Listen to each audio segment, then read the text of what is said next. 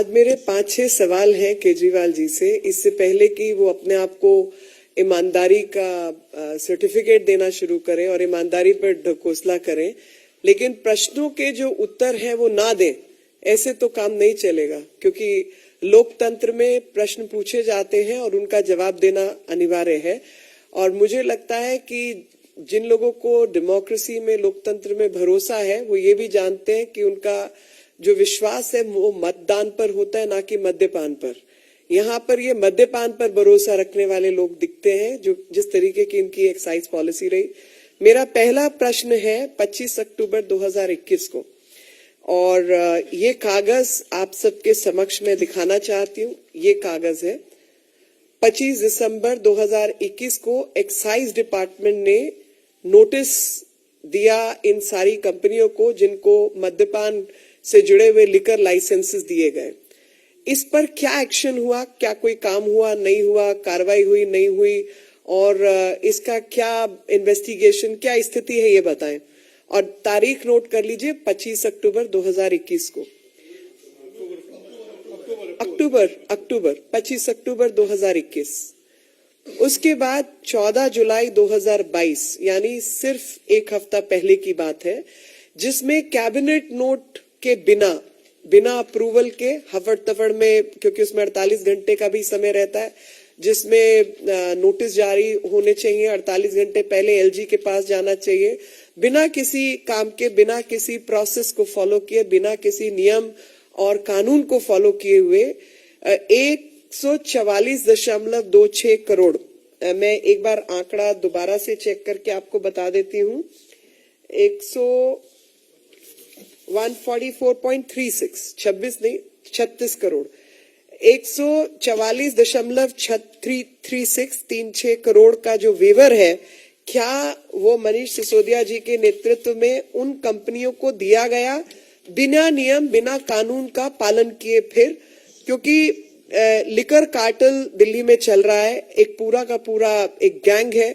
जो ये माफिया चला रहा है, और इसके दौरान 144.36 करोड़ का उनको जो है एग्जेम्पशन दी गई है लाइसेंस फी पर, जिसमें कि कोई अप्रूवल, कोई कैबिनेट नोट, कोई ऑथराइज एजेंसी, किसी को उसमें जोड़ा नहीं गया, उससे किसी से बात भी नहीं की गई। और जब दिल्ली के अंदर डेल्टा वेव चल रही थी, उस दौरान ये हरकत हुई कि डेल्टा वेव के दौरान भारतवासी काम के अभाव में होटल, अस्पताल, बाकी चीजें बंद पड़ी थी। अस्पतालों का क्या हाल था आप सब जानते हैं। उन सब के अभाव में दिल्ली छोड़ कर जा रहे थे और उनके पास कोई रोटी रोजगार नहीं था। उस समय ये काम कर रहे थे कि डायरेक्ट ऑर्डर्स दे रहे थे कि 144.36 करोड़ जो है वो माफ कर दो। मेरा तीसरा सवाल कि L1 का जब टेंडर लगता है किसी भी कंपनी का, तो उस L1 के टेंडरिंग से पहले आपको कुछ जो है अर्नेस्ट मनी डिपॉजिट देना पड़ता है। वो अर्नेस्ट मनी डिपॉजिट जो है 30 करोड़ का दिया गया एक कंपनी द्वारा, और उस 30 करोड़ के अर्नेस्ट मनी डिपॉजिट को अगर L1 की प्रोसेसेस को फॉलो नहीं किया, अगर no objection certificate airport authority का चाहिए था, कुछ और चाहिए था, आप वो काम नहीं करके आप अपना सरेंडर कर देते हैं, तो जो आपका अर्नेस्ट मनी डिपॉजिट है वो फोरफीट हो जाता है, वो सरकारी खाते में, खजाने में चला जाता है। लेकिन इस केस के अंदर ये जो 30 करोड़ रुपए थे, बिना अप्रूवल, बिना प्रोसेसेस, बिना नियम, बिना कानून फॉलो किए हुए उस कंपनी को वापस किया गया। मेरा चौथा सवाल कि 50 रुपए जो विदेशी अल्कोहल है और खासतौर पे बियर, तो 50 रुपए पर केस की एग्जेम्पशन जो है वो एग्जेम्पशन दी गई बियर के केसेस पर जो इंपोर्टेड लिकर था, विदेश से आने वाला जो अल्कोहल था, लिकर था, उसके ऊपर 50 रुपए पर केस की एग्जेम्पशन, बिना किसी अप्रूवल के, बिना किसी कैबिनेट नोट के, बिना किसी ऑथराइज्ड एजेंसी के, बिना एलजी को सूचित किए, ये 50 रुपए भी पर केस कम किया गया, जिसकी वजह से जो दिल्ली की जनता है, उनके जो टैक्स के फायदे थे, जो उनको पैसा आना था, वो सब जो है जनता के पैसे का लगातार नुकसान किया गया। इसके बाद जो एक ब्लैक लिस्टेड कंपनी है खाओगली नाम की जो ब्लैक लिस्टेड कंपनी है, उसको इन्होंने 2 जोन्स के ठेके दिए। 2 जोन्स के अंदर ब्लैक लिस्टेड कंपनी को ठेका कैसे दिया, इसकी भी एक्सप्लेनेशन ये केजरीवाल जी तथ्यों के साथ दें तो हम सबको ईमानदारी का सर्टिफिकेट असेस करने में मदद होगी। एक कार्टलाइजेशन जो है टेंडरिंग प्रोसेसेस के अंदर कार्टलाइजेशन बंद होती है कि हम 4-5 लोग तय कर लें आपस में कि हम 4-5 कंपनियां फ्लोट करेंगे और उसी के आधार पर मिलजुल के हेराफेरी करके हम इकट्ठे टेंडरिंग में उतरे और टेंडरिंग प्रोसेस में कि इसको मिले तो मैं पार्टनर, मेरे को मिले तो ये पार्टनर, इस तरीके की जो चीजें हैं वो अवैध है, इलीगल है, गैर कानूनी है। लेकिन आपको हैरानी होगी कि इस सारी जो लिकर पॉलिसी है जिसके अंदर सब धांधलेबाजी हुई है, उसके अंदर कार्टलाइजेशन की प्रोसेस जारी थी। मंगूटा एक कंपनी है, वो मंगूटा कंपनी एक इंडोस्प्रिट और एक खाओगली, ये 3-4 कंपनियों की कार्टलाइजेशन के बाद ये काम हुआ और इन सब के पीछे श्रीनिवास आलू रेड्डी का जो है एमएसआर का क्या लेना देना है, कितने पैसे लगे, क्या है, इसकी अगर वो ब्यौरा देंगे तो जनता को सहूलियत होगी ईमानदार का सर्टिफिकेट असेस करने में। तो आज जो है हम यही बताने आए हैं कि इन सब इलीगल गैर कानूनी चीजों को लेकर जिस तरीके की धोखाधड़ी दिल्ली की जनता के साथ हुई है और जो बहुत बड़ा जो है स्कैम ही कहेंगे, उसका ब्यौरा जो है तथ्यों के आधार पर अगर केजरीवाल जी देते हैं तो हमें जो है सहूलियत हो जाएगी और इनको ऐसी आफत क्या आई कि इनको अर्जेंट नोट सर्कुलेट करना पड़ा बिना 48 घंटे का नोटिस दिए, क्योंकि कोई भी पॉलिसी नोट है उसमें कोई मरने जीने वाला नहीं, कोई आग नहीं लगी, कोई आपदा नहीं आई, कुछ नहीं हुआ, तो 48 घंटे के नोटिस के बिना एजेंडा सर्कुलेट किए हफड़ तफड़ में इनको ये कागज क्यों साइन करने पड़े, और ये जरा हम सबको बता दें। तो बेसिक जो हमारी बात है वो यही है कि जो अल्कोहल के ऊपर, लिकर के ऊपर टैक्सेस लगते हैं, वो टैक्सेस जनता के काम आने वाला पैसा है, लेकिन इन्होंने लगातार लिकर कंपनियों को, माफिया को फायदा पहुंचाने के लिए नियम कानून का उल्लंघन करते हुए कुछ निर्णय लिए हैं और सीधे सीधे तौर पर वो लाइसेंसेस, वो निर्णय जो है उससे जो है जनता का नुकसान हुआ है, जिसमें वेवर ऑफ फीस इत्यादि इन्होंने दिया है। अब इसी बात को मैं जो अंग्रेजी चैनल्स हैं उनके लिए कहना चाहती हूँ कि in a non-confirming manner and even wards, मैं डिटेल में नहीं जा रही, ये सवाल मैंने पूछ लिए है, एक वार्ड के अंदर 2 ठेके खोलने का, फिर 2 से अधिक खोलने का, उसकी भी कोई परमिशन नहीं थी, वो भी इन्होंने काम किया है। जो पीनल एक्शन जिन लोगों के खिलाफ होना चाहिए था वो पीनल एक्शन नहीं लिया गया, क्योंकि उनके जो पेट लाइसेंसेस है वो कैंसिल होने चाहिए, वो नहीं हुए।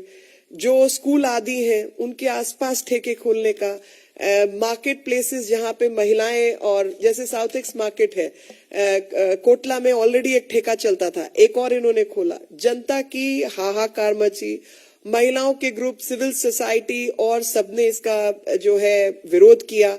बावजूद उन तमाम चीजों के इन्होंने अपनी लाइसेंसिंग पॉलिसी नहीं बदली और जो नुकसान हुआ वो देश की जनता और दिल्ली की जनता का हुआ, क्योंकि इन्होंने लिकर माफिया को लाभ पहुंचाने के लिए जो है पॉलिसी जो है उसको इम्प्लीमेंट किया। और I can only say that all this exercise was undertaken with ulterior motives which do not meet the eye, and what kind of losses have happened to public exchequer can only be, it's only for everybody to guess that what kind of monetary transactions have taken place is what we all wish to understand. And this so-called the sticker of Imandar Sarkar will be given to you later when you decide to answer us on facts. The very first fact is on 25th October 2021, This was a notice issued by Excise Department of Delhi to the companies concerned who were part of the cartelization process in tendering process itself. What happened to this notice? What action was taken? What investigation happened? Whether any action was taken or not undertaken is what we want to understand. And please answer specifically pertaining to the notice and don't talk about Imandar Beiman Sarkar. The second question is on 14 July 2022, 1 week ago, without a cabinet note, without an approval, 144.26 crore was waived off from the liquor cartel. And this was done without adequate approvals, without proper notice to the Lieutenant Governor and other authorities who, as part of processes, approvals need to be taken in a process and rule-bound manner, which has not been done. And then when you issue tenders and someone qualifies under L1, that's the first tender, in those circumstances, there is something called earnest money deposit, EMD, and in case that L1 processee does not process further, does not take appropriate action in furtherance to the intention of participation in the tender, in those cases, the earnest money deposit is forfeited by the government. And in this case, the earnest money deposit was of 30 odd crores, which was waived off. And again, the waiver happened without adequate approvals from the cabinet and other such authorized people concerned. Then 50 rupees per case in case of imported beer was waived off. Now that is a straightaway loss to the exchequer and public money. So he's someone who's been squandering public money. Rupees 50 per case, which would have added to the coffers and the treasury of Delhi government and would have been used by the people of Delhi, was waived off in favor of a company so that foreign liquor could enter the market at a cheaper rate. Then there is another waiver, which was there's a company called Khaugali, which is blacklisted company. How was this blacklisted company allowed to participate in the tendering process itself? And 2 zones have been allocated to this particular company. In the process of tendering, cartelization is prohibited.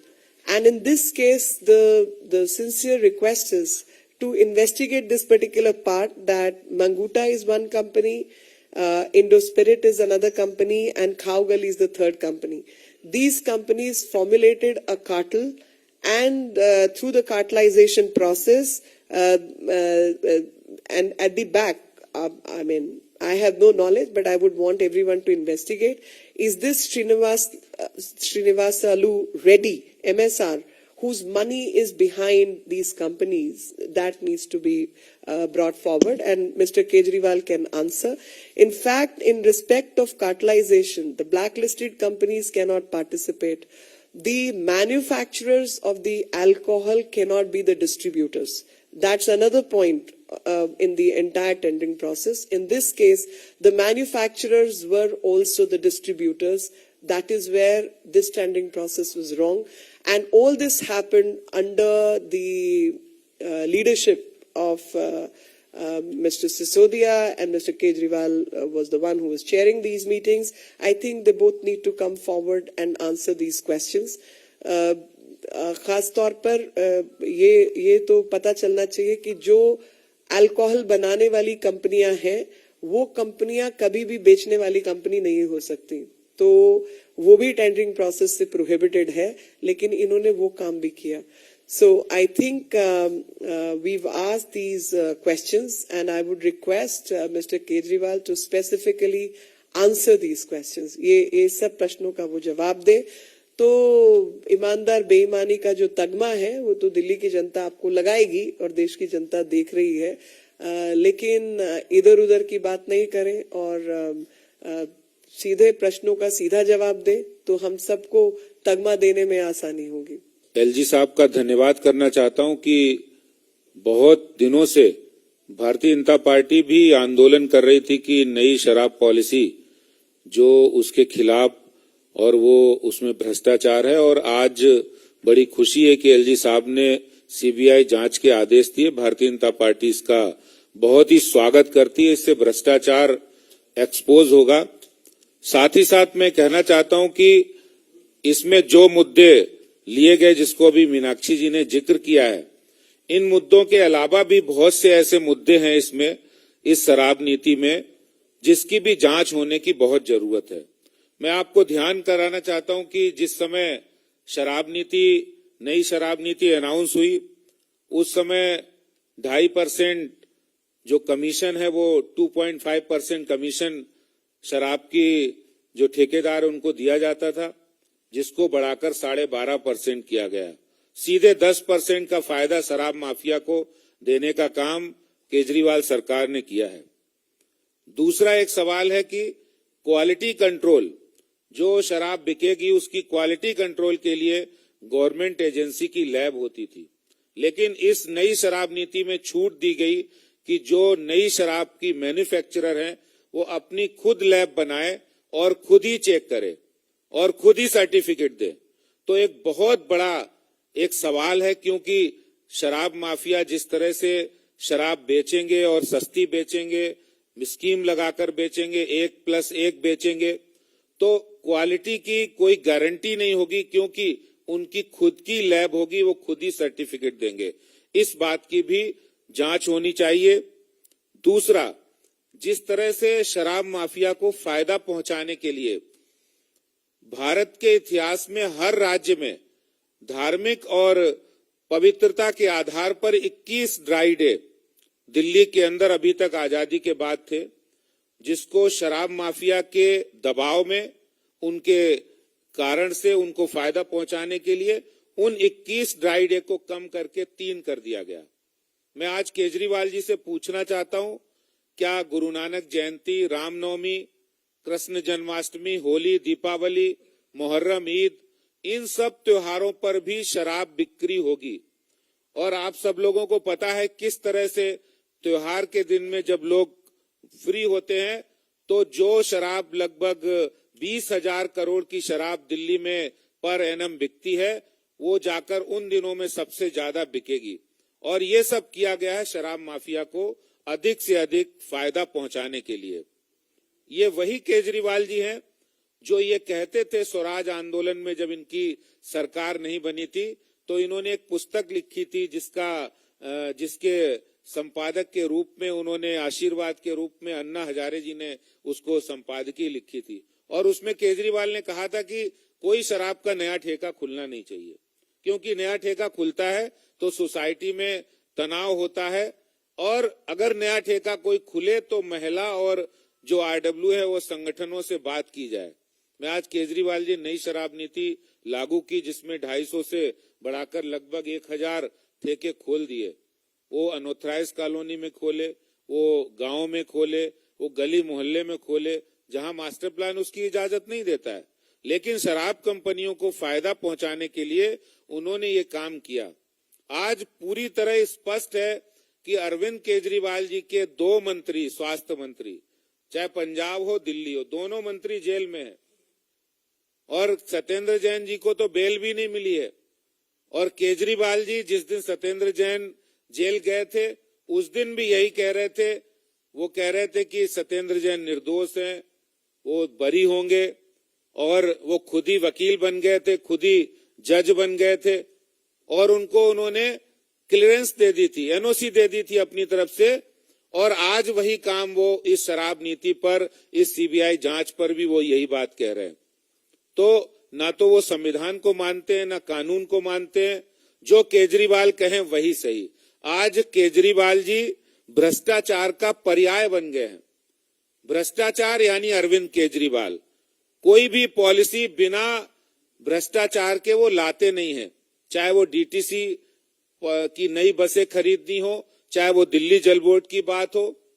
और मैं आपको ये बताना चाहता हूं कि ये मनीष सिसोदिया जी, जो इस लिक्कर पॉलिसी के सबसे बड़े हिमायती है, उन्होंने जिस समय अनाउंसमेंट किया था, उस समय उन्होंने कहा था कि हम इक्वल डिस्ट्रीब्यूशन ऑफ लिखकर इक्वल डिस्ट्रीब्यूशन, कहीं पर शराब के ठेका 10 किलोमीटर है, कहीं 1 किलोमीटर है, तो दिल्ली में हम बराबर दूरी पर शराब के ठेके खोले जाएं, इसके लिए हमें नई शराब नीति ला रहे हैं। मैं मनीष सिसोदिया जी से पूछना चाहता हूं कि आप इक्वल डिस्ट्रीब्यूशन, आप पानी, वाटर की लिए आप सरकार में आए थे, जनता ने इसलिए चुना था। इक्वल डिस्ट्रीब्यूशन आप राशन के लिए आए थे, इक्वल डिस्ट्रीब्यूशन आप सीवरेज सिस्टम के लिए आए थे। शराब की इक्वल डिस्ट्रीब्यूशन के लिए जनता ने आपको नहीं चुना था, लेकिन आपका काम, आपका इंटेंशन गलत था, क्योंकि आपको हजारों करोड़ रुपए शराब माफिया से पैसा लेना था, भ्रष्टाचार करना था, इसलिए आपने ऐसी पॉलिसी की। मैं एक बात का जिक्र और करना चाहता हूं कि जिस तरह से सिसोदिया जी और अरविंद केजरीवाल दिल्ली के एजुकेशन मॉडल में एक बात करते हैं हैप्पीनेस क्लास की। आपको पता है हैप्पीनेस क्लास क्या है? ये हैप्पीनेस क्लास इनकी है कि बच्चों को ज्यादा से ज्यादा शराब पिलवाओ, ये उनका हैप्पीनेस क्लास का मॉडल है। और इसीलिए आज जब अनऑथराइज कॉलोनी के अंदर शराब के ठेके खोले गए, महिला संगठन आगे आए और उन्होंने विरोध किया, तो आपने भी देखा होगा कई जगह बाउंसर बुलाकर, गुंडे बुलाकर उन महिलाओं को, बहनों को और उन युवाओं को पिटवाया गया, क्योंकि केजरीवाल जी चाहते हैं गली मोहल्ले में युवा शराब के नशे में डूब जाए और फिर वो सही बात नहीं कह सके और पढ़ाई लिखाई नहीं कर सके। ये काम अरविंद केजरीवाल सरकार ने किया है।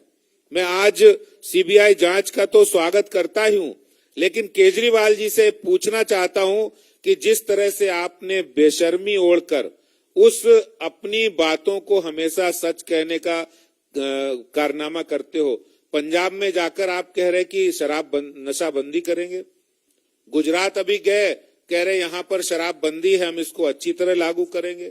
ये दोमुहा, ये दोगलापन आप छोड़िए। दिल्ली के अंदर जो आपने हजारों करोड़ रुपए का भ्रष्टाचार किया, उसका सच्चाई तो सामने आने ही वाली है।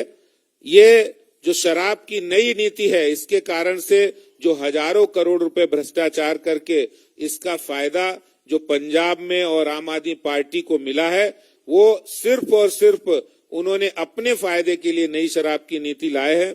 मैं इसकी सीबीआई जांच का बहुत स्वागत करता हूं और एक बात जरूर कहना चाहता हूं केजरीवाल जी कि डुबा दी दिल्ली दारू में, आपने डुबा दी दिल्ली दारू में, पर पानी तुम न पिला पाए। ठेके तुमने बढ़ा दिए, पर स्कूल एक भी न बना पाए।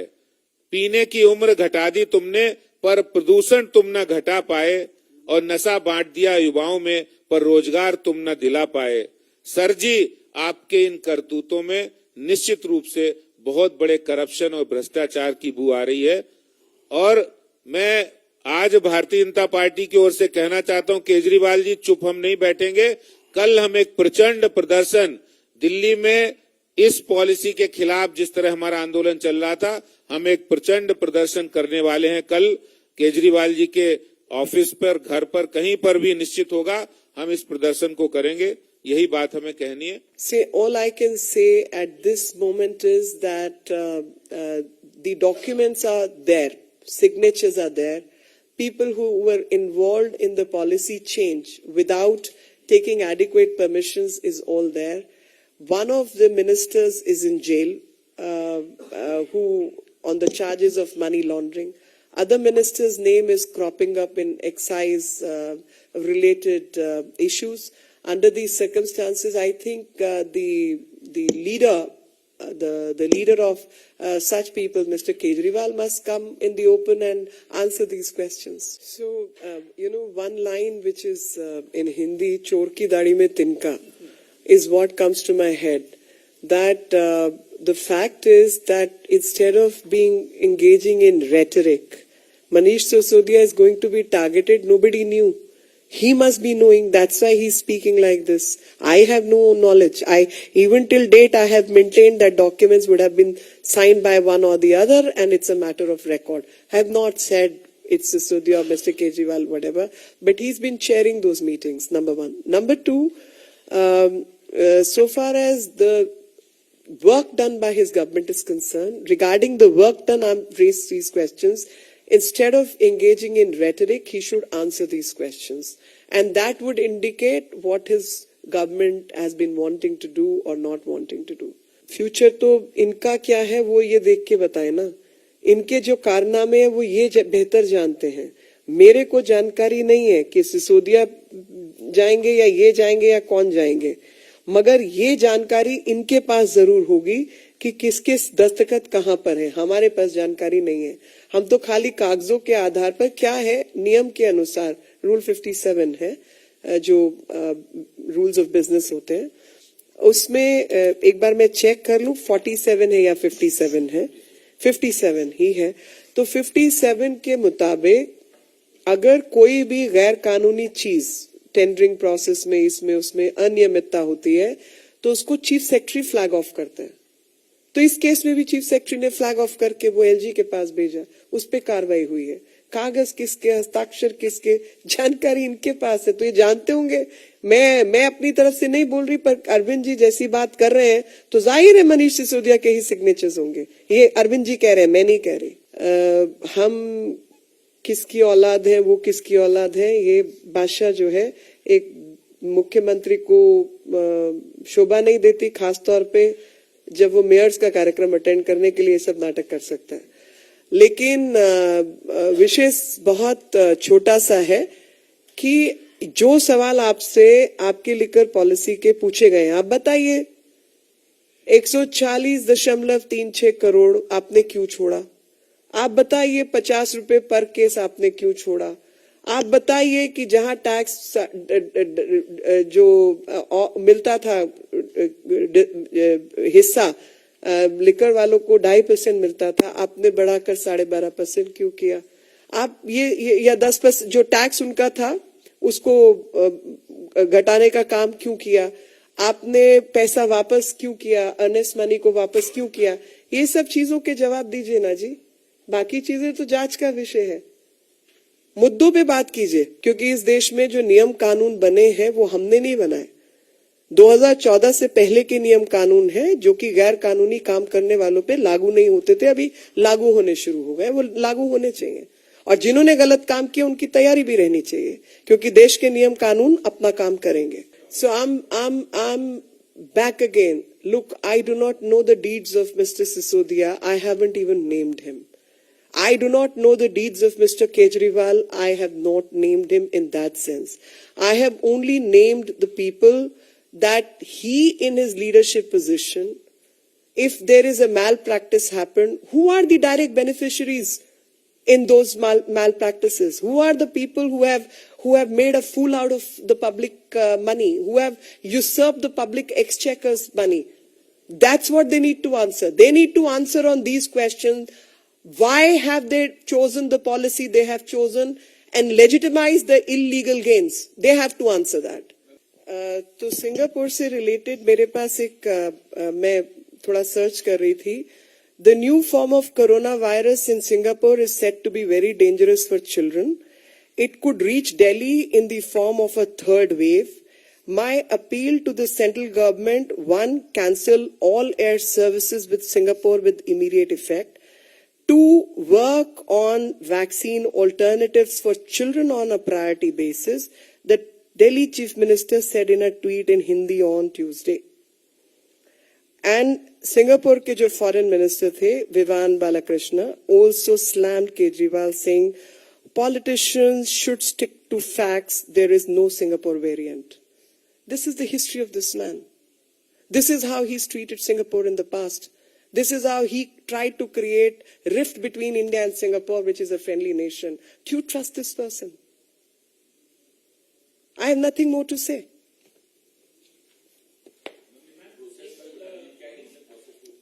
I have nothing more to say on this. जो कैबिनेट नोट तैयार होना था उस पर कोई फर्जी नोट नहीं साइन कर सकता था. मेरे साथ बिदुड़ी जी बैठे हैं. कैबिनेट नोट पे इनके हस्ताक्षर नहीं चलते. कैबिनेट के ही हस्ताक्षर होते हैं. जिन प्रश्नों का सवाल जो प्रश्न इनसे पूछे गए हैं उसका सीधे सीधे जवाब दें और दिल्ली की जनता, देश की जनता तय करेगी कि किस तरीके के लोग हैं.